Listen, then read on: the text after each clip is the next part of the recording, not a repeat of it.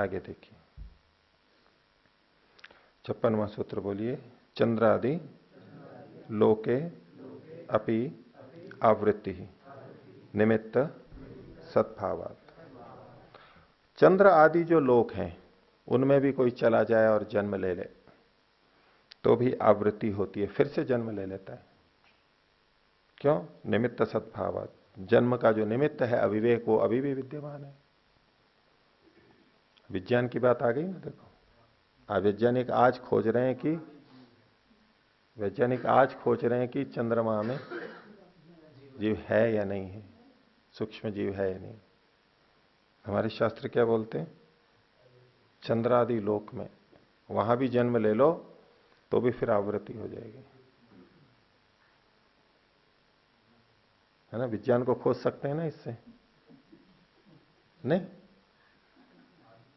वो पहले से पहुंचे होंगे चंद्रमा पे, तभी तो लिख रहे हैं चंद्रादि लोके भी, वहां से भी आवृत्ति होती है। तो यहां चंद्र आदि का, चंद्र का मतलब ये चांद नहीं है, इस पे जीवन है या नहीं है वो एक अलग बात है। चंद्रादि लोक का मतलब होता है ये जहां बहुत आह्लाद होता है, चदे आह्लाद ने। ये चंद्रमा को भी चंद्रमा इसीलिए कहते हैं कि उसको देख के हमें प्रसन्नता होती है, आह्लाद होता है। तो ऐसे लोग जहां की बहुत आह्लाद प्रसन्नता होती है, बहुत सुख है, जिसको लोग अलग अलग स्वर्ग या और तरह से परिकल्पना करते हैं, ऐसे लोग जहां इससे भी अच्छी स्थिति है, अच्छा शरीर, अच्छे भोग, अच्छी चीजें, रुग्णता भी नहीं होना, भोग की सामर्थ्य अधिक है, इत्यादि इत्यादि जो है, तो ऐसे ऐसे जो ये कहे जाते हैं कि भाई कोई अच्छे लोग हैं वहां पर, तो उनमें भी जन्म ले लेना क्या यही मुक्ति है? उन्हें वो भी मुक्ति नहीं है। कितनी भी अच्छी जगह चले जाए, जैसे पृथ्वी पर भी कोई ऐसी जगह चले जाए कहे कि ये तो स्वर्ग है, बस कितना ही अच्छी जगह हो, लेकिन फिर भी आवृत्ति तो होगी, जन्म मरण तो फिर भी होगा। इसलिए ये मुक्ति नहीं कहलाती है। कितनी भी अच्छी से अच्छी जगह, प्रसन्न करने वाली जगह पे भी चला जाए, ये मुक्ति नहीं है। तो चंद्रादि लोके भी आवृत्ति, आवृत्ति सुनी जाती है निमित्त सद्भावात। निमित्त आवृत्ति होती है क्योंकि वहां पर बंधन का कारण अविवेक विद्यमान है। हो गया?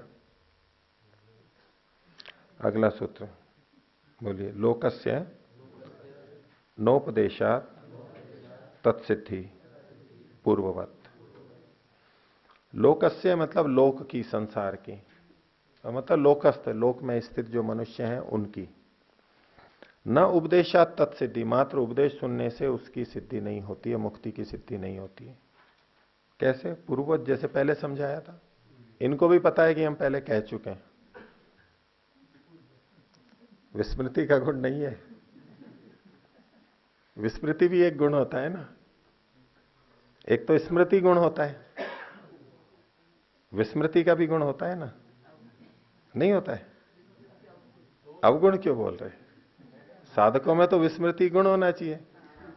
नेकी कर और कुएं में डाल, क्या है ये? नेकी कर कुएं में डाल, ये गुण है या अवगुण है? गुण है। ये स्मृति है या विस्मृति है? हैं? विस्मृति है ना। नेकी कर कुएं में डाल, पता ही नहीं लगे। किसी ने हमारा बुरा किया, भूल जाओ, छोड़ो बात को, भूल जाओ। विस्मृति भी गुण है। अनावश्यक को विस्मृत करना, जो आवश्यक नहीं है उसको भूल सकना, नहीं तो जिंदगी भर याद रखेगा उस बात को, घटना को, वो चलता रहेगा राग और द्वेष। ठीक है? तद विस्मरणे भी भेकीवत भी है। वो व्रत नियम व्रत नियम के उल्लंघन से है। व्रत नियम का विस्मरण करेंगे तो गड़बड़ हो जाएगी, लेकिन जिसको भूलने योग्य चीज है उसको भूल जाएंगे तो विस्मृति भी एक गुण है। तो जो लोकस्थ हैं उनमें न उपदेशात तत्सिद्धि, ये जो उपदेश है इसकी सिद्धि नहीं होती है। इतने मात्र से, उपदेश मात्र से मुक्ति की सिद्धि नहीं होती है। पूर्वज, ये तो हम पहले कह ही चुके हैं, जैसे कि पहले बताया था, जैसे कि विरोचन का हो गया, न श्रवण मात्रा तत्सिद्धि। तो बोले फिर जब इससे सिद्धि नहीं होती है उपदेश से, तो फिर उपदेश का मतलब क्या हुआ? शास्त्र तो उपदेश के लिए कहता है, उपदेश सुनना चाहिए, उपदेश की उपयोगिता है, आप कह रहे हो कि इससे होता नहीं है, सिद्धि नहीं होती है, तो ये तो व्यर्थ हो गया। तो उसका उत्तर दे रहे हैं 58वें सूत्र में। बोलिए, पारंपर्येण तत्सिद्धौ विमुक्ति श्रुति ही।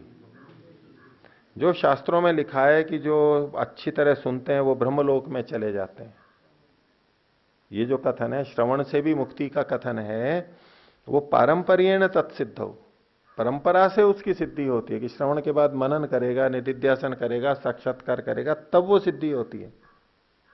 सुनने से मात्र नहीं होती है।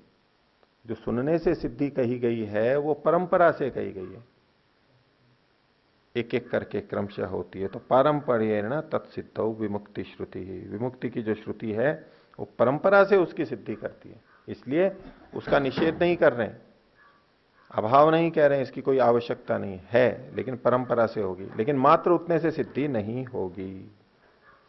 अभी पूर्व पक्षी के मन में वही बना हुआ है कि भाई आत्मा तो एक ही है, चेतन तत्व तो एक ही है, निकला नहीं है उसके मन में से पूरा। अभी वो बार बार उस बात को लेके आ जाता है। और ये तो इसको देखिए, फिर अपना एक नया तर्क लेकर के आया। कई बार ऐसा होता है ना, एक बात किसी ने कह दी, खंडित भी हो गई, अब दूसरा प्रसंग चल गया, दूसरा प्रसंग चल गया, वो वही बात सोच रहा है अभी भी, और सोचते सोचते उसको तर्क आया, तो ये फिर एक तर्क रख रहा है। देखो 59वां सूत्र बोलिए, गति श्रुतेश्च व्यापकत्वे अपि उपाधि योगात भोग देश काल दाभो व्योमवत। बोले इसकी गति की श्रुति होती है, आत्मा की अलग अलग गतियां होती है ना, उसकी श्रुति होती है, शब्द प्रमाण कहते हैं। व्यापकत्वे भी, वो आत्मा व्यापक है, वो जिसको ये एक ही आत्मा मानते हैं उसको व्यापक मानते हैं, एक देशी तो मान नहीं सकते, वे तो इतनी जगह कैसे चेतनता प्रतीत होगी। और जिसको एक ही आत्मा मानते हैं ये, वो व्यापक मानते हैं, विभु मानते हैं।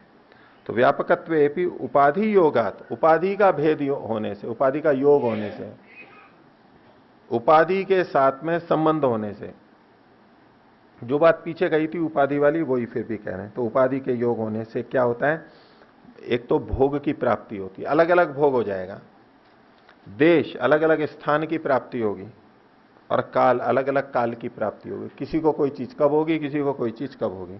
तो भोग देश काल का जो लाभ है यानी प्राप्ति है, वो उपाधि के भेद से, उपाधि के योग से होती है, व्यापक होने पर भी। कैसे, व्योमवत, आकाश के समान। ये बार बार देते हैं व्योम का, आकाश का, आकाश एक ही है, व्यापक है, लेकिन एक घटाकाश है, एक मठाकाश है, एक और कोई छोटे घड़ा है, कोई सिकोरे का, कोई सुराई का, टंकी का, अलग अलग आकाश है उपाधि के भेद से। ऐसे ही चेतन भी एक ही है और उपाधि के भेद से अलग अलग प्रकट हो रहा है। तो सिद्धांति तो वैसे भी नहीं छोड़ने वाला है, वो फिर उत्तर देगा।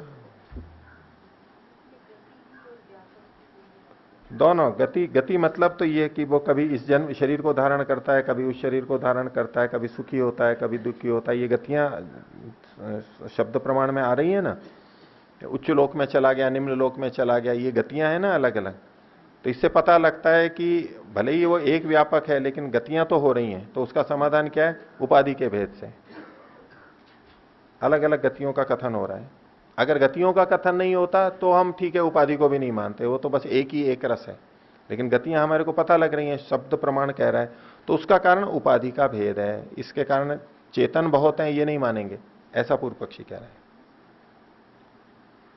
तो सिद्धांति कह रहा है ये मान के कि यदि आत्मा विभू है तो, और उपाधि का भेद है तो, मात्र इतना ही है तो अगला सूत्र बोलिए, अनधिष्ठितस्य पूति भाव प्रसंगात न तत्सिद्धि।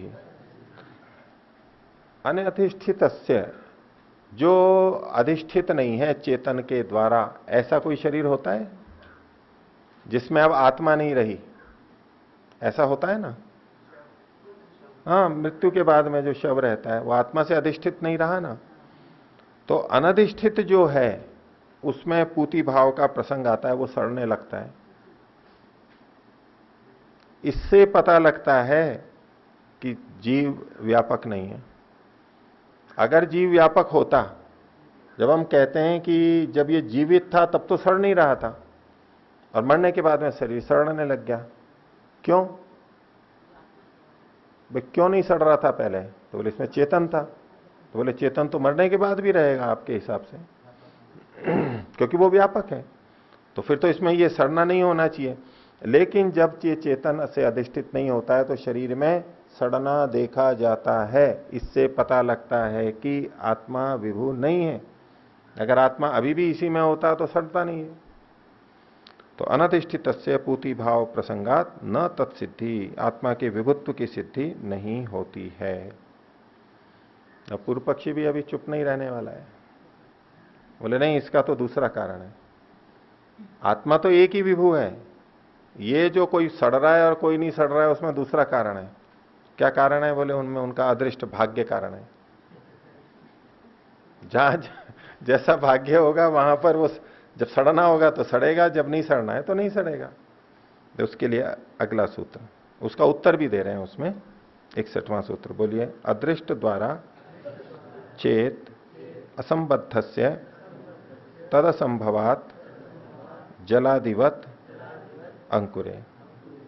अदृष्ट द्वारा चेत, अगर पूर्व पक्षी ये कहे कि अदृष्ट के द्वारा ऐसा हो गया कि जब तक अदृष्ट है, भाग्य है, तब तक शरीर नहीं सड़ेगा। आत्मा तो विभू ही है, व्यापक है सब शरीरों में, मरने के बाद भी है उसमें, लेकिन पहले सड़ नहीं रहा था, बाद में सड़ने लग गया। इसका कारण क्या है कि जब तक अदृष्ट था, उसका भाग्य था, तब तक वो नहीं सड़ रहा था। अदृष्ट समाप्त हो गया तो सड़ जाएगा, तो उसमें तो अदृष्ट कारण है। इससे आत्मा का बहुत्व या आत्मा की व्यापकता खंडित नहीं होती है, ऐसा यदि कोई कहे तो ठीक है। तो अदृष्ट द्वारा चेत, तो उसके लिए कह रहे हैं असंबद्धस्य तदभावात। जहां आत्मा संबद्ध नहीं है वहां तो अदृष्ट भी नहीं हो सकता।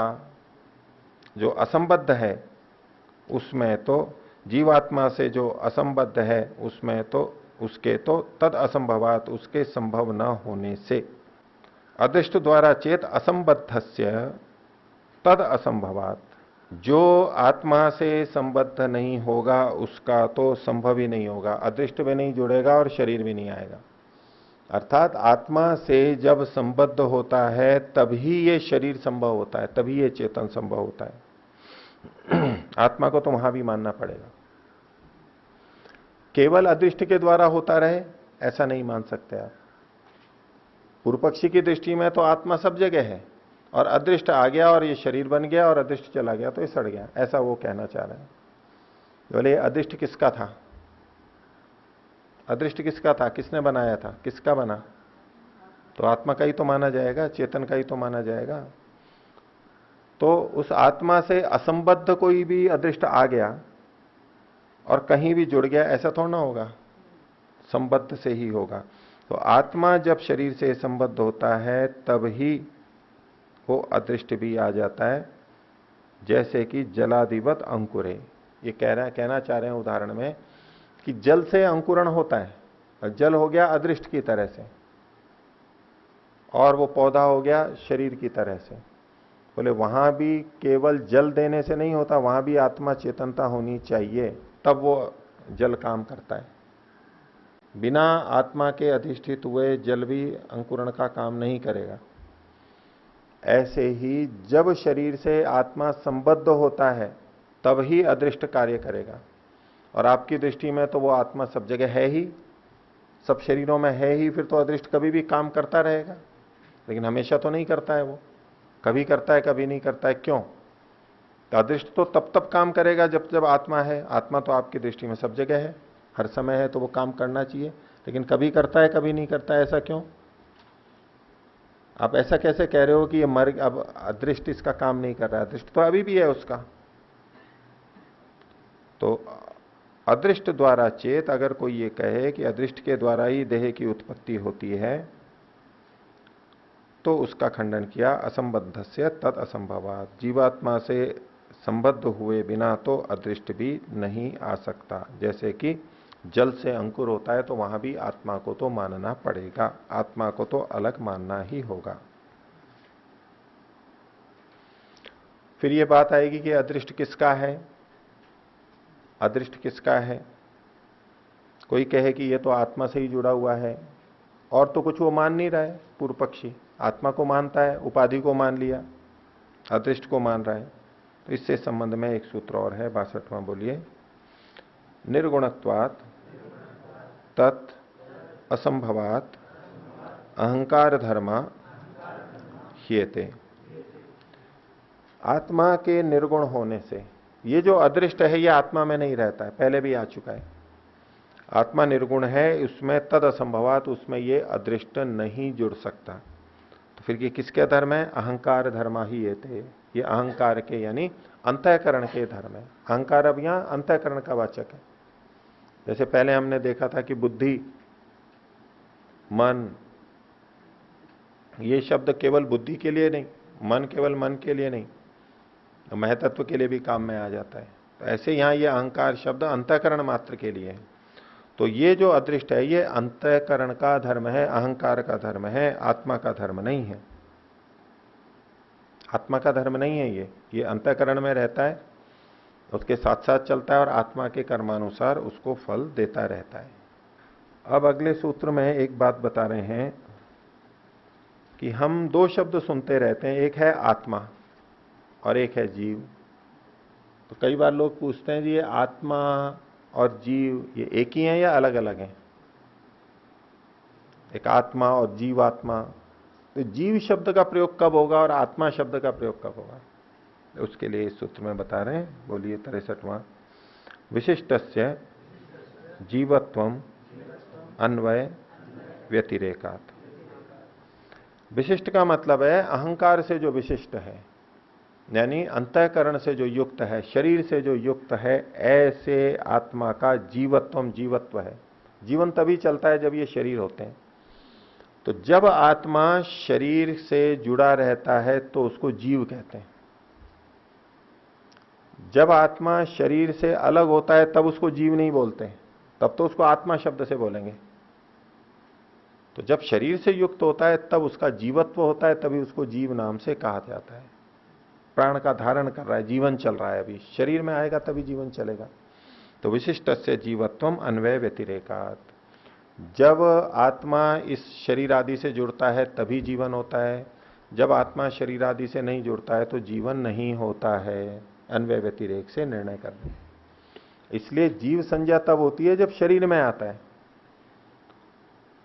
जब हमारे को शरीर सहित कहना होता है तो जीव या जीवात्मा बोलना चाहिए। और जब हमें स्वतंत्र कहना है, जैसा मुक्ति में रहता है, जैसा प्रलय अवस्था में रहता है, तो हम क्या कहेंगे? आत्मा। अथवा इस अवस्था में भी जब हमें कहना है कि शरीर से भिन्न कोई एक तत्व है, तो आत्मा शब्द वहां पर उपयुक्त है। और इस शरीर से युक्त होकर के हमें कथन करना है कि एक चीज, तो जीव शब्द का प्रयोग करेंगे। तो विशिष्टस्य जीवत्वम अन्वय व्यतिरेकात्। हो गया? अब हम जितने भी कार्य करते हैं वो कौन करता है? परमात्मा करता है। ठीक है, ये तो भक्तों की पहचान है। जो ऐसा बोलेगा वो भक्त है, वो आध्यात्मिक व्यक्ति है। कौन कर रहा है? सब भगवान ही तो करा रहा है। हम कौन होते हैं करने वाले? हम तो कुछ नहीं कर सकते, परमात्मा ही सब कुछ कर रहा है। ये किनकी भाषा है? भक्तों की भाषा है, आध्यात्मिक लोगों की भाषा है। और जो भक्त और आध्यात्मिक नहीं है,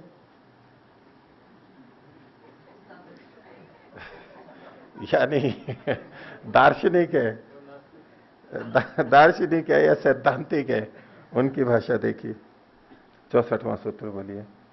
अहंकार कर्तृधीना कार्य सिद्धि ही न ईश्वराधीना प्रमाणाभावात।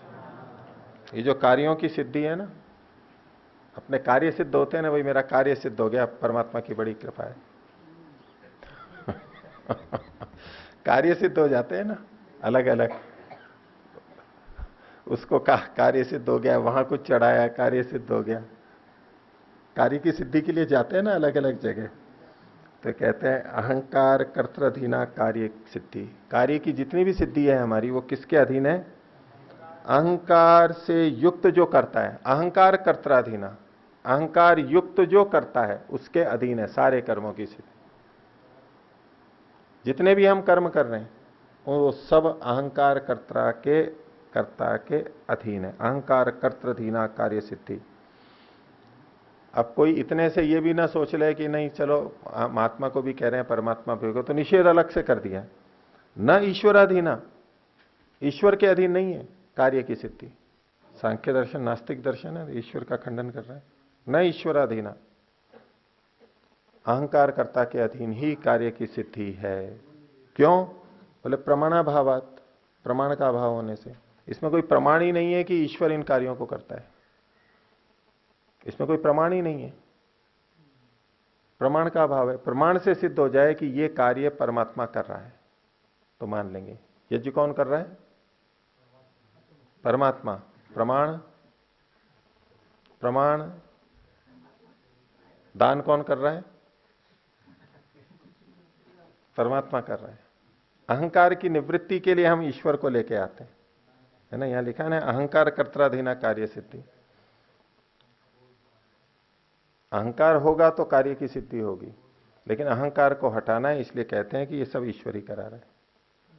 लेकिन जितने कार्य हैं वो हम कर रहे हैं, हमारा दायित्व है। ईश्वर की सहायता है, साधन है, उसका निषेध नहीं है, उसके बिना हम नहीं कर सकते, ये भी अपना सत्य है।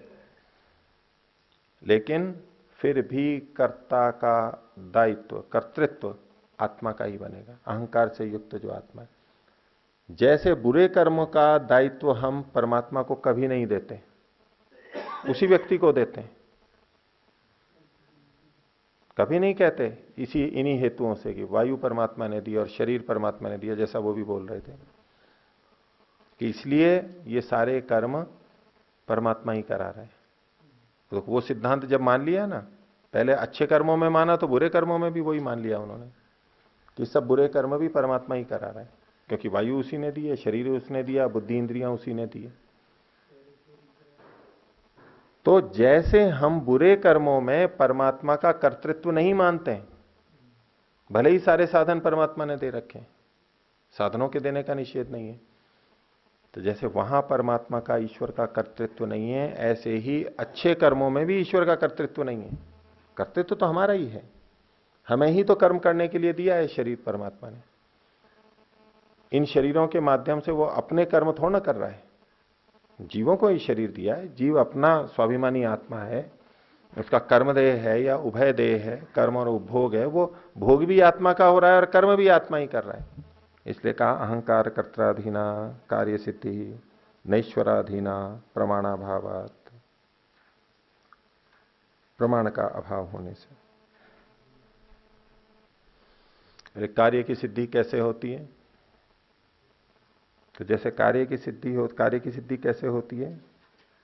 तो कहा कि आगे देखिए अगला सूत्र 65वां उदाहरण दिया, अदृष्ट उद्भूतिवत समानम। जैसे अदृष्ट भोग देता है हमारे को, उसका प्रकटीकरण होता है, अलग अलग के लिए अलग अलग भोक्तृत्व हमारा बनता है, ऐसे ही कर्तृत्व भी हमारा बनता है। वास्तव में तो कर्तृत्व है इसलिए भोक्तृत्व है। अब भोग को तो हम कहते हैं कि मेरा भोग है, ये मेरा भोग है, ये हमारा अपना अपना भोग है। हम यूं नहीं कहते कि ये भोग भी परमात्मा है, परमात्मा का ही भोग है, ये तो हम अपना भोग मानते हैं सुख दुख का। तो जैसे भोग अदृष्ट का भोग हमारे लिए होता है, उसी प्रकार से हमारे कर्म भी होते हैं। तो बोलिए अदृष्ट से भोग होता है, वो कैसे होता है हमारे को? तो उसके लिए अगला सूत्र देखिए 66वां। बोलिए महतो अन्यत। अन्यत का मतलब है भोग, कर्म से भिन्न जो दूसरी चीज है, यानी भोग, वो कैसे होती है? महत से होती है, बुद्धि तत्व से। सांख्य दर्शन में भी आता है भोगो बुद्धि। भोग क्या है? बुद्धि ही भोग है। जितना भी भोग है वो एक तरह से ज्ञानात्मक ही है, अनुभवात्मक ही है। सुख दुख हानि लाभ जो भी हम अनुभव करते हैं, अनुकूल वेदना या प्रतिकूल वेदना, वेदना है मतलब संवेदना है, वो सारा भोग ही है हमारा। आत्मा वास्तव में किस रूप में भोग करता है? ज्ञान के रूप में ही। और वो ही अलग अलग सुख या दुख के रूप में हमारे को अलग अलग प्रतीत होता है। तो मैं तो अन्यत। बोले ये संसार में हम रह रहे हैं, इसमें मैं मेरे का संबंध बन जाता है। बन जाता है मैं मेरे का, स्वस्वामी संबंध जिसे कहते हैं। स्वामी माने हम और स्व माने वो वस्तु। तो ये कैसे बन जाता है? तो उसके लिए सूत्र दिया 67वां, बोलिए। कर्म निमित्त प्रकृते है स्वस्वामी भावो अपि अनादि बीजांकुरवत। प्रकृति के साथ जो हमारा स्वस्वामी भाव है, मैं मेरे का संबंध बनता है, शरीर आदि इंद्रियों आदि से जो हमारा बनता है, अथवा अन्य घर बार और खेत खलियान से भी बनता है। तो प्रकृति के साथ जो स्वस्वामी भाव है, यानी बंधन है। स्वस्वामी भाव यहां पर बंधन के अर्थ में है। प्रकृति के साथ जो हमारा बंधन होता है, वो जो कर्म निमित्तक है, कर्म उसमें कारण है। अविवेक को कारण मान रहे थे, वो ठीक है, लेकिन फिर भी कर्मानुसार हमें प्रकृति मिलती है, शरीर आदि मिलते हैं, इस दृष्टि से कर्म निमित्तक भी बंधन माना जाता है। तो कर्म निमित्त प्रकृति स्वस्वामी भावो अपि, ये कैसा है? अनादि है। ये कब से चल रहा है? प्रवाह से अनादि है, नित्य अनादि नहीं। नित्य होगा तो समाप्त भी नहीं होगा, प्रवाह से अनादि है। प्रवाह से अनादि तभी हो सकता है जब मुक्ति प्राप्त करेंगे और मुक्ति के बाद में फिर आ जाएंगे, फिर चलता रहेगा, फिर मुक्ति प्राप्त करेंगे, फिर आ जाएंगे। ये तभी प्रवाह से अनादि हो सकता है। तो कर्म निमित्त प्रकृति स्वस्वामी भावो अपि अनादिर बीजांकुरवत, बीज और अंकुर के समान। बीज से पहले अंकुर, अंकुर से पहले बीज, और बीज अंकुर मतलब पेड़ा बीज, पेड़ बीज, पौधा बीज, वो चलता जाएगा चलता जाएगा। जैसे ये यहां हमारे को दिखता है, ये मोटा उदाहरण है, अंतिम नहीं। ऐसे ही ये भी चलता रहेगा चलता रहेगा चलता रहेगा अनादिकाल से। तो कुछ तो ये कर्म निमित्तक कहते हैं, लेकिन सब तो कर्म निमित्तक नहीं मानते, दृष्टि भेद है। इन्होंने तो अविवेक को ही बताया, लेकिन कुछ लोग कर्म को भी कहते हैं। लोक में भी हम देखते हैं कि भाई कर्म ही बंधन का कारण है, ये सब बहुत अधिक चलता है। तो अगला मत दे रहे हैं 68वां, बोलिए। अविवेक निमित्त को व पंचशिखा। पंचशिख आचार्य कहते हैं कि ये अविवेक निमित्तक है, ये जो हमारा बंधन है। कोई कह रहा है कर्म निमित्तक है, कोई कह रहा है अविवेक निमित्तक है। अविवेक निमित्त, अविवेक का कारणत्व तो पीछे काफी बताया गया था। एक और मत आ रहा है अगले सूत्र के अंदर, बोलिए। लिंग शरीर निमित्त का इति सनंदनाचार्य। सनंदन नाम के कोई आचार्य हुए होंगे, तो वो कहते हैं कि लिंग शरीर यानी सूक्ष्म शरीर के निमित्तक है ये बंधन हमारा। क्योंकि सूक्ष्म शरीर होता है तभी हमारा बंधन होता है स्थूल शरीर से। अगर सूक्ष्म शरीर ही नहीं होगा तो स्थूल शरीर से भी बंधन नहीं होगा। जब तक सूक्ष्म शरीर है तब तक हमारे को स्थूल शरीर मिलते रहते हैं। इसलिए सूक्ष्म शरीर ही हमारे बंधन का कारण है। और सूक्ष्म शरीर भी एक तरह से सूक्ष्म शरीर में विद्यमान संस्कार, वासनाएं, कर्माशय, ये सारे के सारे अहंकार में रहेंगे, चित्त में रहेंगे, मन में रहेंगे, सारे संस्कार वहां रहेंगे, यानी सूक्ष्म शरीर में रहेंगे। तो हमारे बंधन का मूल कारण कहां विद्यमान है? सूक्ष्म शरीर में विद्यमान है। इसलिए सूक्ष्म शरीर हमारे बंधन का कारण है। तो किसी ने कहा कर्म निमित्तक है, किसी ने कहा अविवेक है, किसी ने कहा कि नहीं ये सूक्ष्म शरीर बंधन का कारण है। कौन है वास्तव में और किसको मानने से मुक्ति होगी? तो अंतिम सूत्र बता देते हैं तत्व की बात। बोलिए। यद्वा तद्वा तदुच्छित्ति पुरुषार्थ, तदुच्छित्ति पुरुषार्थ। यद्वा तद्वा, ये हो या वो हो, जो भी हो। तो आप कर्म को बंधन का कारण मानो, आप अविवेक को मानो, आप सूक्ष्म शरीर जो भी हो, तदुच्छित्ति, इससे हट जाना, बंधन छूट जाना, बस ये पुरुषार्थ है। तदुच्छित्ति पुरुषार्थ है, इससे छूट जाओ, बस यही पुरुषार्थ है। कैसे भी कर लो आप, चाहे उसको मान लो चाहे इसको मान लो। सूक्ष्म शरीर को कारण मानेंगे तो भी साधना तो यही करोगे, अविवेक को मानोगे तो भी साधना तो यही करोगे। कर्म को निमित्त मानोगे तो भी साधना तो यही करोगे। इसको हटा दो, जैसे भी कुछ भी मान के हटाओ, ये बंधन हटना चाहिए बस। यही पुरुषार्थ है, यही अंतिम पुरुषार्थ है। ठीक है, पुरुषार्थता हो गई। तो ये सांख्य दर्शन समाप्त हो गया हमारा।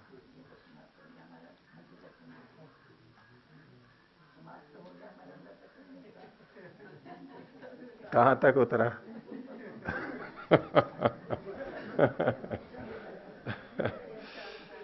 ठीक है, चलो। कुछ पूछना है किसी को? पूछिए।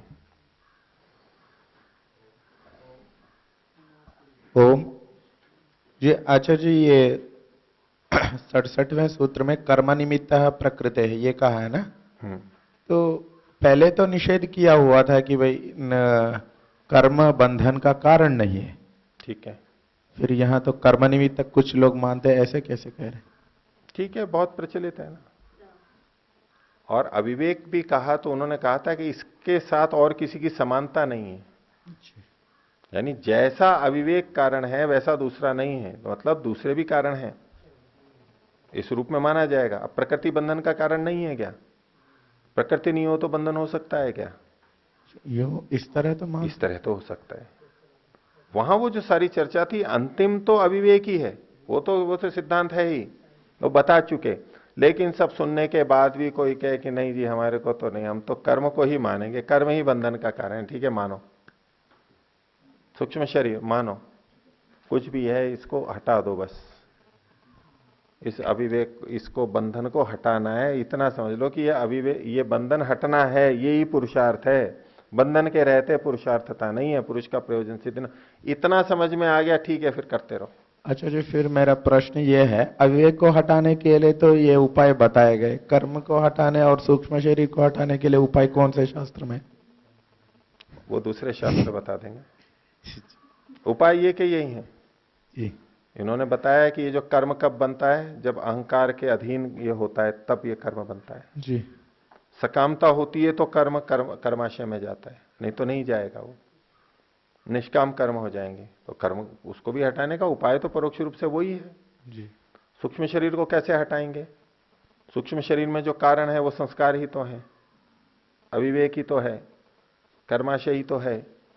उसको कैसे हटाएंगे? इनको हटा दिया, निवृत्त कर दिया, इनको दग्ध बीज कर दिया संस्कारों को, तो सूक्ष्म शरीर चला जाएगा, अंतर नहीं पड़ेगा। तो प्रक्रिया तो ऐसी की ऐसी, प्रक्रिया लगभग एक ही जैसी रहेगी, कोई अंतर नहीं आना है उसमें। जी, धन्यवाद।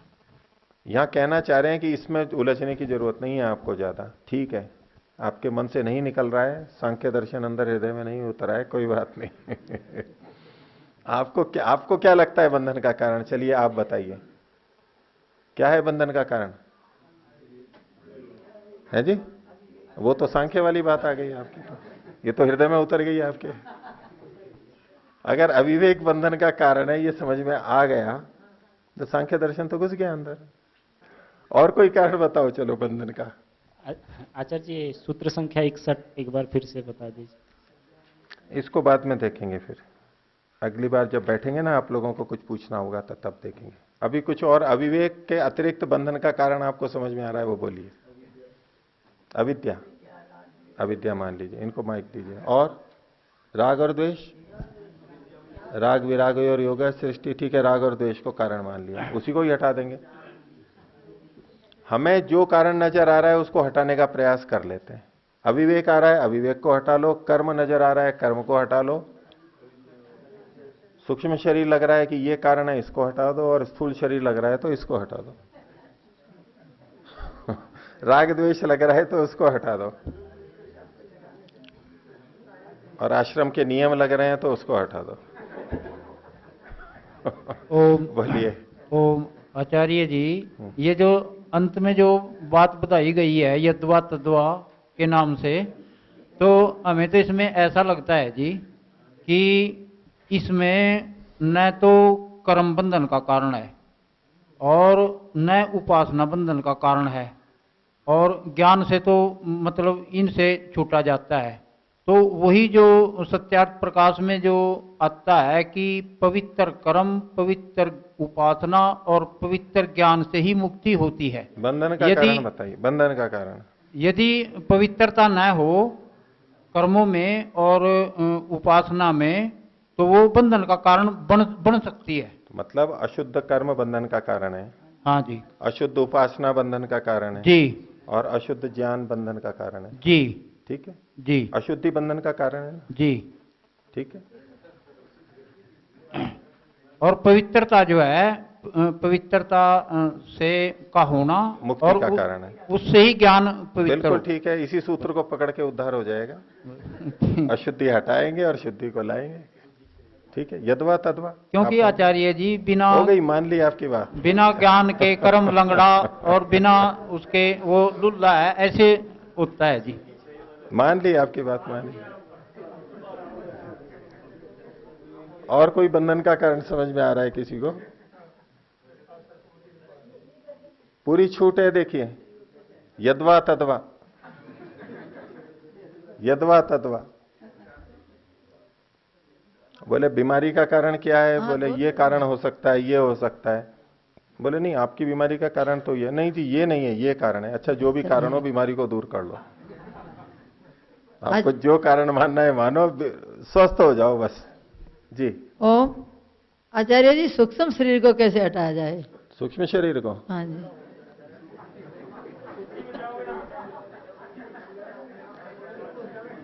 सूक्ष्म शरीर में जो वासनाएं हैं, संस्कार हैं, हाँ जी, वो जोड़े रखते हैं उसको, और वो हमने ठीक कर दिए तो सूक्ष्म शरीर चला जाएगा। उनका उपाय भी हो कुछ? उपाय तो धारणा, ध्यान, अभ्यास सारा बताया ना। उपाय तो वही के वही आ जाएंगे, उपाय कुछ अलग नहीं जाएंगे, वही उपाय आएंगे। धन्यवाद। सांख्य दर्शन सूत्रों का अर्थ तो हम लोग पूरा कर चुके हैं, व्याख्या हो चुकी है। अब अध्याय 5 और 6 में से जिनको किन्हीं को पूछना हो तो वो पूछ सकते हैं। पूछिए। आचार्य जी, विषम व्याप्ति के बारे में पूछना था। व्याप्ति में दो धर्म हम लेते हैं, दो चीजें लेते हैं। जहां जहां ये होता है वहां वहां ये होता है। ठीक है। यदि इसको उलट करके भी हम व्याप्ति रूप में देख सकते हैं, उलट करके, तब तो समव्याप्ति होती है, दो तरफा। और जब केवल एक तरफ होता है तो उसको विषम व्याप्ति कहते हैं। उदाहरण दे रहा हूं अभी। धुएं और अग्नि वाला, जहां जहां धुआं होता है वहां वहां अग्नि होती है। ठीक है। ये एक तरफा हो गई। इसको अगर हम पलटें, जहां जहां अग्नि होती है वहां वहां धुआं होता है, ये व्याप्ति है। ठीक है। जहां जहां अग्नि होती है वहां वहां धुआं होता है। दोनों का साथ चलेगा। नहीं, ये ठीक है क्या? नहीं, ये ठीक नहीं है। तो व्याप्ति नहीं बनी। क्यों नहीं ठीक है? आपको कैसे पता लगा कि ये ठीक नहीं है? जहां अग्नि होती है वहां धुआं हो, ये आवश्यक नहीं है। उसमें व्यभिचार देख रहे। तो जहां जहां धुआं होता है वहां वहां अग्नि होती है, ये तो नियत संबंध है। नियत संबंध को व्याप्ति बोलते हैं। निश्चित संबंध होना चाहिए, बिना एक भी अपवाद के। तो जहां जहां धुआं होता है वहां वहां अग्नि होती है, ये तो नियत है। लेकिन जहां जहां अग्नि होती है वहां वहां धुआं हो, ये नियत नहीं है। ठीक है। ये भी अर्थ लगाएं। मेरी बात पूछेंगे, सुनेंगे पहले, फिर ये नहीं तो छूट जाएगा। जो मैं बोल रहा हूं उसको आप सुन नहीं रहे हैं। आपके मन में यह है कि मैं ये प्रश्न पूछूं, और फिर वो प्रश्न जो का तो रह जाएगा। आपको पूरा अवसर रहता है पूछने का, कभी मना ही नहीं करते। अपने को ऊपर धैर्य रख करके करना चाहिए। तो जहां जहां अग्नि होती है वहां वहां धुआं होता है, ये सब जगह नहीं होता है ना। इसे विषम व्याप्ति कहते हैं कि एक तरफ तो घट रहा है कि जहां जहां धुआं होता है वहां वहां अग्नि होती है, एक तरफ घट रही है, लेकिन दूसरी तरफ नहीं घट रही है। जहां जहां अग्नि होती है वहां वहां धुआं होता है, इसको कहते हैं विषम। सम कहते हैं दो, दोनों तरफ। विषम मतलब है एक तरफ। समव्याप्ति का उदाहरण देता हूं। जो जो उत्पन्न होता है वह वह नष्ट होता है। जो जो उत्पन्न होता है वह नष्ट होता है, स्वीकार्य है, जी। व्याप्ति है, ठीक है। और जो जो नष्ट होता है वह उत्पन्न हुआ होता है, ठीक है। ये दोनों तरफ लग रही है। जैसे सम और विषम संख्याएं कैसे होती हैं? सम वो होती है जिसमें 2 या 2 से भाग जाता है, तो 2 आ गई ना दोनों तरफ से। सम व्याप्ति मतलब दोनों तरफ से जो होती है, और विषम व्याप्ति मतलब एक तरफ से होती है, जो दोनों तरफ से नहीं होती है। इनको हम सम व्याप्ति और ये विषम व्याप्ति का। अब बोलिए। कार्य कारण संबंध में जैसे इन दोनों का साहचर्य है, तो ये तो समव्याप्ति में आएगा। और आवश्यक नहीं है ना, आवश्यक नहीं। आवश्यक नहीं है। अब धुएं और अग्नि में कारण कार्य का संबंध है ना, धुएं और अग्नि में कारण कार्य का संबंध है ना। हाँ जी। लेकिन वहां विषम व्याप्ति है। कारण कार्य संबंध में मिट्टी हो तो घड़ा होगा, जहां जहां घड़ा है वहां वहां मिट्टी होगी। घड़ा मतलब मिट्टी के घड़े की बात है, तांबे का मत ले लेना। जहां जहां घड़ा होता है वहां वहां मिट्टी होती है, स्वीकार्य। और जहां जहां मिट्टी होती है वहां वहां घड़ा होता है जी। नहीं ना। मिट्टी और घड़े में कारण कार्य संबंध है, तो जहां जहां कारण कार्य संबंध है वहां वहां समव्याप्ति होगी। ये अतिरिक्त बात मत सोचिए। समव्याप्ति विषम व्याप्ति का जो मैंने लक्षण बताया पहले, तो उसको पकड़िए। अब स्वयं उसको घटा के देखिए कि क्या कारण कार्य में ये घटता है? नहीं घटता। तो ये अपने ढंग से नहीं करना कि कारण कार्य जिस जिसमें है वहां समव्याप्ति होती है, ये कोई नियम नहीं है, ठीक है। कारण कार्य वाले विषम व्याप्ति आप में 2 उदाहरण मैंने आपको दिए। अब बोलिए। एक ये 61वां सूत्र है छठे अध्याय का, जिसमें अदृष्ट, अदृष्ट का क्या इसमें अर्थ लिया जाए? पूर्व जन्म या कुछ? अदृष्ट का मतलब होता है पूर्वकृत कर्म, कर्माशय, भाग्य। दृष्ट का मतलब होता है जो दिखाई देता है, और अदृष्ट का मतलब होता है जो हमें दिखाई नहीं देता, जो हमें दिखाई नहीं देता। अभी बात सुनिए। दृष्ट और अदृष्ट शब्द पे केंद्रित रहिए पहले। दृष्ट मतलब जो दिखाई देता है, दिख रहा है, और अदृष्ट मतलब जो दिख नहीं रहा है। अब जब हमारे कर्म, अब कुछ जन्म मिल गया, किसी को कहीं किसी को कहीं, ये जन्म तो दिखाई दे रहा है, अलग अलग रंग रूप तो दिखाई दे रहे हैं, लेकिन इसका कारण दिखाई देता है क्या? अपने को पता लगता है क्या कि इसका ये कर्म था, इससे इसको ऐसा हुआ, इसका ये कर्म था, इससे इसको ऐसा हुआ? वो दिखाई देता है क्या? नहीं दिखाई देता। अदृष्ट। जिस समय हम कर्म कर रहे होते हैं वो तो हमें दिखाई देता है, चाहे धर्म कर रहे हो चाहे अधर्म कर रहे हो, हमें दिखाई देता है कि भाई ये व्यक्ति ऐसा ऐसा कर रहा है। तो कर्म जिस समय किया जाता है उस समय तो वो दृष्ट रहता है, लेकिन क्रिया तो समाप्त हो गई। लेकिन कर्माशय तो रहता है, वो कर्माशय हमारे को दिखाई देता है, किसी को किसी का नहीं दिखाई देता। कर्म तो दिखाई देता है लेकिन कर्माशय दिखाई नहीं देता है। क्रिया तो दिखाई देती है, कर्माशय दिखाई नहीं देता। इसी तरह उसका फल दिखाई देता है, लेकिन ये फल किस कारण से मिला ये हमें दिखाई नहीं देता। तो वो न दिखने के कारण से उसको अदृष्ट कहते हैं। तो अदृष्ट मतलब कर्माशय। एक और है, हाँ, सुख दुख का स्वरूप क्या है? जिस आपने प्रश्न जैसे इसमें बताया था, संभावित प्रश्न में सुख दुख का स्वरूप क्या है, तो इसमें तो छोटी सी परिभाषा है। जैसे अनुकूल आत्मा को जो हो उसको सुख माना जाए, जिसको अनुकूल ना समझा जाए, प्रतिकूल हो उसको दुख, या कोई और ये कोई तो सूत्र सांख्य है? दर्शन में नहीं आया है। इसका कोई सूत्र? सांख्य दर्शन में नहीं आया। उसमें अंतर यह है कि हमारे को दुख से जितना क्लेश होता है, सुख की अभिलाषा उतनी नहीं होती। ये एक अंतर बताया ना। स्वरूप पूछा आपने इसमें। ये स्वरूप हुआ ना उसका, ये भिन्नता हुई ना कि भाई तो सुख और दुख में भिन्नता क्या है, तो ये एक भिन्नता है।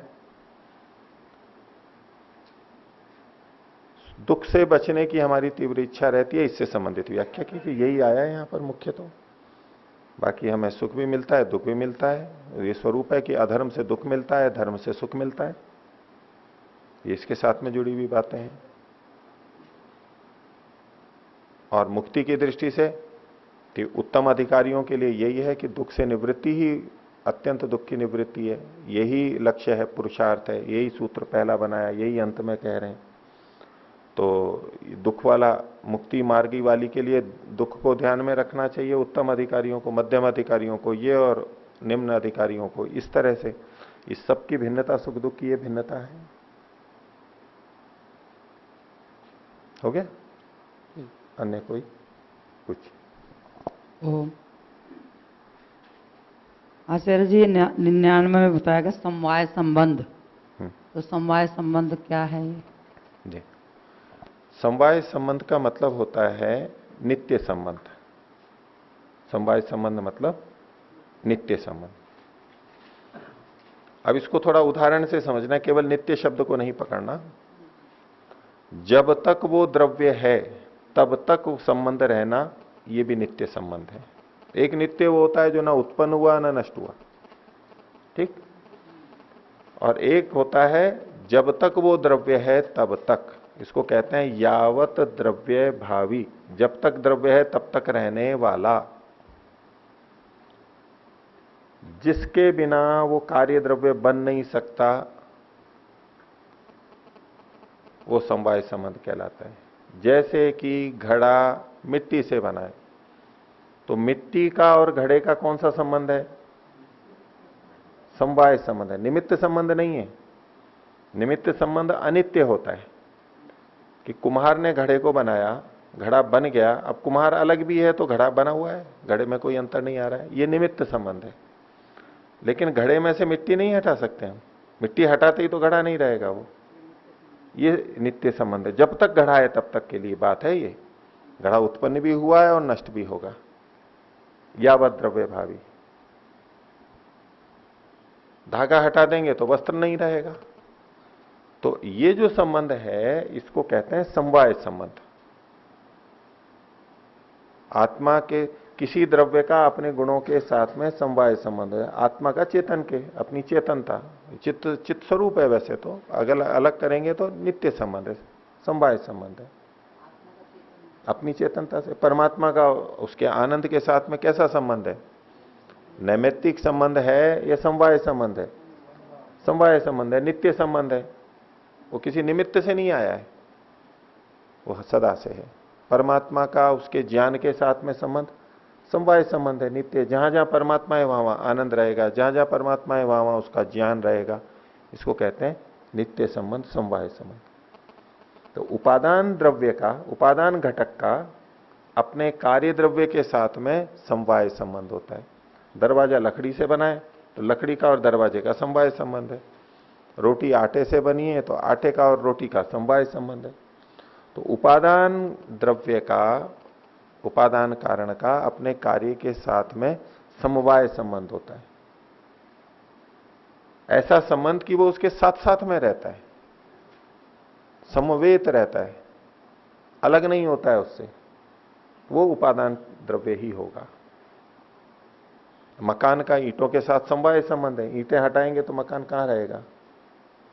वो समवेत है, उसके साथ साथ ही हैं। तो नित्य संबंध होता है समवाय संबंध। और नित्यता का मतलब नित्य द्रव्यों में उनके गुणों के साथ में नित्य संबंध होता है, समवाय संबंध। और अनित्य द्रव्यों में उनके गुणों के साथ में यावत द्रव्य भावी, उपादान घटक का जब तक वो कार्य द्रव्य है तब तक वो देखा जाता है। हो गया? पूछिए, कौन है? बोलिए। जी नमस्ते आचार्य जी। आचार्य, चेतन की परिभाषा क्या होगी? चेतन का मतलब जिसमें संज्ञान होता है। संज्ञान मतलब सम्यक रूप से ज्ञान होता है, जिसको बोध होता है, अनुभूति होती है, उसको चेतन बोलते हैं। जो चेतन शब्द बना है वो संस्कृत की धातु है चिति संज्ञाने। चिति शक्ति भी शब्द आता है, चित्त है वहां पर।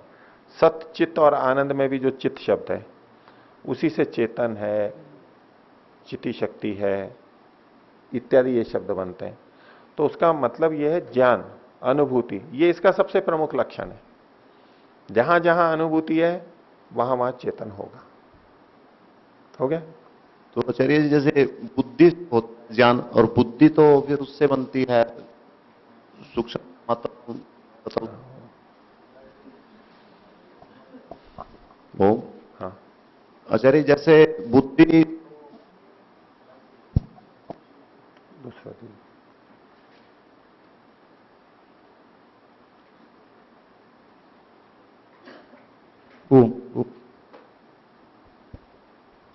आचार्य जैसे बुद्धि तो कार्य हो गया, पहले आत्मा चेतन थी तो बुद्धि उसको प्रकृति से मिली जब उनका संघात हुआ, तो उस समय होगी उसको ज्ञान की भी क्या है, ज्ञान कैसे होगा, ये तो बुद्धि का लक्षण है, तो आत्मा का कैसे होगा? हाँ, बुद्धि इंद्रियों के सन्निधि होने पर आत्मा को ज्ञान होता है, ये तो ठीक है। बिना उसके वो ज्ञान नहीं कर पाती, या तो परमात्मा की सहायता से करती है मुक्ति आदि में। लेकिन फिर भी ज्ञान किसको होता है? बुद्धि को होता है या आत्मा को होता है? आत्मा आत्मा को होता है, बस यही लक्षण है। अन्यों की उपस्थिति में होता है ये तो ठीक है, क्योंकि वो अल्पज्य है, उसकी सामर्थ्य नहीं है कि वो स्वयं कर सके, तो साधन तो चाहिए। लेकिन साधन की उपस्थिति में भी जो अनुभव करता है बस उसका नाम चेतन है। धन्यवाद जी। अन्य आचार्य जी, ये जैसे विभिन्न प्रकार की योनियां हैं, तो मनुष्य मृत्यु के बाद में मनुष्य ही बने, कुत्ता ही बने, और भी जितने भी पशु प्राणी हैं वही जो हैं वही बनते जाएं, तो इसमें क्या दोष, क्या आपत्ति है? फिर वो कर्मानुसार नहीं होंगे भाई। कोई कुत्ता ही बन रहा है तो वो उस आत्मा का ऐसा क्या दोष है कि वो कुत्ता ही कुत्ता बन रहा है? मनुष्य ही बन रहा है, चाहे वो कितने भी बुरे कर्म करे। उसी में ही निम्न और उत्कृष्ट और उत्कृष्टतम स्थिति प्राप्त भी तो है। अच्छा क्यों नहीं? ऐसी आत्मा क्यों है कि वो कुत्ते में ही अच्छे से अच्छा कुत्ता बनेगा, मनुष्य नहीं बन सकता? ऐसा क्यों? अच्छे से अच्छा मतलब ये है कि वो भी तो जैसे क्या नाम है, प्रश्न का उत्तर नहीं दे रहे हो आप।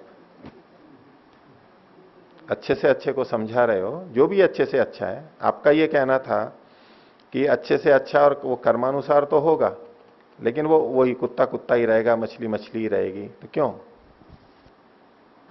क्यों एक आत्मा मछली ही है, कुत्ता ही है, और क्यों आत्मा एक मनुष्य ही है? वैसे ही शुरू से मान लिया जाए, नित्य मान लिया जाए तो यूं ही मान लो ना कि आत्मा होती ही नहीं है। मानने में तो कुछ भी है, क्यों मान लें? इसका उत्तर दीजिए। यूं मान लिया जाए तो मैं भी कह दूंगा, ये प्रश्न ही नहीं किए जाए तो हम ये कहें कि कुत्ता होता ही नहीं है, तो ऐसा मान लिया जाए तो ऐसा मान लें कुत्ता होता ही नहीं है, और यूं मान लें कि केवल मनुष्यों में ही जीव होता है, बाकी सब में जीव होता ही नहीं है, ऐसा मान लें तो ये तो दृष्ट है, वो अदृष्ट है। अच्छा, क्या दृष्ट है? जैसे कुत्ता तो अभी कैसे ऐसा मान सकते हैं कि क्यों नहीं मान सकते? मान लेंगे। मानने में क्या है? मानने में तो कुछ भी मान लो ना। तो जैसे आपको स्वीकार नहीं हो रहा है ना कि ऐसा मान ले, क्यों? वो तो दृष्ट हो रहा है, यानी प्रमाण लेके आए ना आपकी, भाई वहां भी संवेदना है। तो मैं ये पूछ रहा हूं कि ये भिन्नता क्यों नहीं माने? आप कह रहे हैं कि ऐसा मान लें, क्यों मान लें? आधार क्या है उसका? संसार को भगवान ने इसी तरह से बनाया। ये इसमें प्रमाण क्या है? आपको कैसे पता लगा कि संसार को भगवान ने ऐसा ही बनाया है? उसका आधार क्या है? कैसे कह रहे हैं आप? आपको कैसे पता लगा? आपने कैसे निश्चय किया? वो बताइए। वो सिद्ध होता है तो मान लेंगे। नहीं, एक प्रश्न उठा मेरे प्रश्न अंदर तो उठा, मेरे प्रश्न का भी तो उत्तर दीजिए पहले जी। कि ये क्यों भगवान ने बस ऐसा बनाया है, ऐसा ही है, ऐसा क्यों मान लें? आपने क्यों मान लिया ऐसा? प्रमाण क्या है आपके पास इसका? देख रहे हैं ना, ये अलग अलग जैसे कुत्ते। ये कैसे पता लगा कि कुत्ता ही बन रहा है? ये कैसे पता लगा आपको? मनुष्य ही बन रहा है, इसका आपको पता कैसे लगा? तो बिना पता लगे भी मान लिया ना आपने। मनुष्य नहीं बन रहा है, ये कैसे पता? ये तो आप प्रति प्रश्न कर रहे हो। उसका तो उत्तर दूंगा, उसका तो मैं उत्तर दूंगा, लेकिन आप ये क्यों मान करके चल रहे हो? या तो प्रश्न ये हो कि भाई ऐसा होता है या ऐसा होता है, आपको पता नहीं है, लेकिन आप तो ये मान के चल रहे हो कि ऐसा ही होता है, मनुष्य ही बनता है। ऐसा क्यों ना माना जाए? तो सूत्र आया पीछे, कर्म वैचित्र्यात् सृष्टि वैचित्र्यम। ये जो सृष्टि की विचित्रता है, अलग अलग शरीर हैं, वो कर्म की विचित्रता से होते हैं। ये शब्द प्रमाण है। और उस आत्मा में और हमारी आत्मा में कोई अंतर नहीं है। जैसे हम संवेदना अनुभव करते हैं वो भी करते हैं, सुख दुख वो भी अनुभव करते हैं, इच्छा द्वेष प्रयत्न वो भी करते हैं, हम भी करते हैं। जो मूल लक्षण है वो सब में समान है, इसलिए एक ही है। भेद का कोई कारण ही नहीं है इसमें। जो भेद है वो शरीर का और इंद्रियों का भेद है। आत्मा में क्या भेद हमारे को प्रतीत हो रहा है? इसलिए हम सब आत्माओं को समान मानते हैं। अब जब समान माना है तो क्यों एक वहां है और क्यों एक मनुष्य शरीर में है? और ईश्वर क्या कर रहा है वहां पर? ईश्वर न्यायकारी है, तो कर्म के अनुसार ही ये सब होगा, नहीं तो ईश्वर अन्यायकारी होता है। और ये पुरुषार्थ की बात थी, कृपा की बात थी।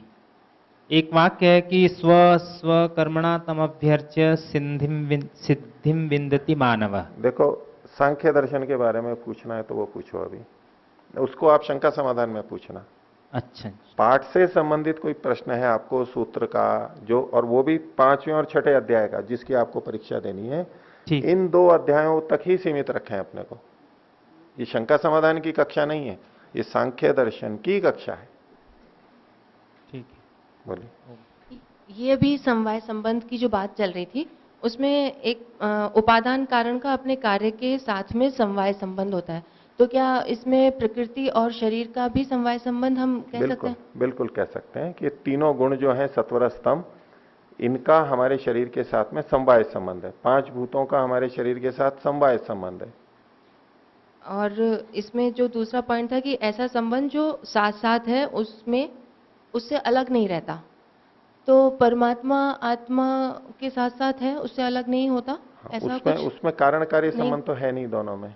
अच्छा, मात्र कार्य कारण संबंध के आधार पर कार्य ही कारण में कार्य वस्तु का जो कारण साथ में रहता है उसको उसका समवाय संबंध कहते हैं, समवाय संबंध से रहता है। और वो भी उपादान कारण, निमित्त नहीं। निमित्त नहीं बनेगा, निमित्त तो साथ में रहता ही नहीं है। अच्छा। निमित्त कारण ही वो होता है जो समवाय संबंध से नहीं रहता है। कुम्हार के मरने का मिट्टी पे कोई घड़े पे कोई फर्क नहीं आता है, लेकिन पुस्तक कागज से बनी है, अगर कागज समाप्त हो जाएगा तो पुस्तक ही नहीं रहेगी। पुस्तक बनाने वाला कुछ भी हो जाए, इस पे कोई फर्क नहीं पड़ेगा उसका, लेकिन कागज अगर खराब हो जाए तो पुस्तक भी गई। ये समवाय संबंध रहता है। उपादान द्रव्य का अपने कार्य द्रव्य के साथ, उपादान कारण का अपने कार्य द्रव्य के साथ में जो संबंध है वो समवाय संबंध कहलाता है, नित्य संबंध रहता है, यावत द्रव्य भावी।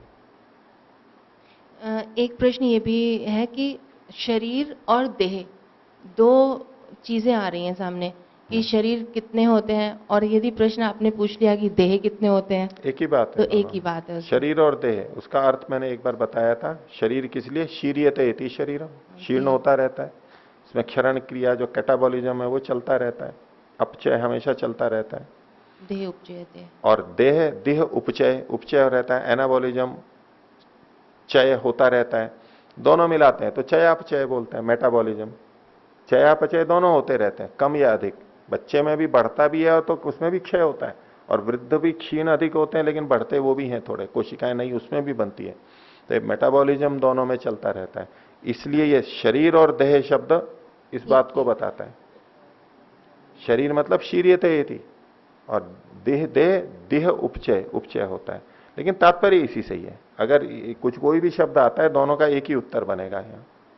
तो इसमें अंडज और ये जरायु, ये योनि, और उधर जो हम कर्म योनि और उभय योनि है, तो ये दोनों ही चीजें इसमें आएंगी? बिल्कुल आ जाएंगी। देह के भेद अगर पूछे जाएं तो ये सब आ जाएंगे, और शरीर के भेद पूछे जाएं तब भी यही आएंगे। पर्यायवाची के रूप में मानिएगा देह और शरीर।